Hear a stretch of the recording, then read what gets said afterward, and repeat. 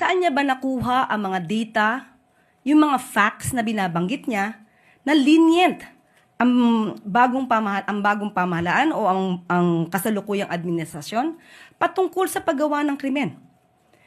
Sinabi na po natin ito.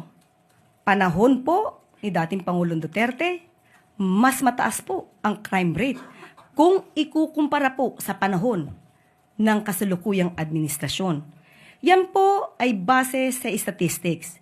Siguro po bago po magbintang at magparatang, si Mayor Baste patungkol sa di umanong leniency ng Pangulo ng kasalukuyang administrasyon patungkol sa pagsasagawa ng krimen. Tignan niya po muna at araling mabuti, makipag-usap sa mga abogado para malaman kung ano ang totoong records. Mas mataas po ang crime rate sa panahon ng kanyang ama. Next question, Ann Soberano, Bombo Radio.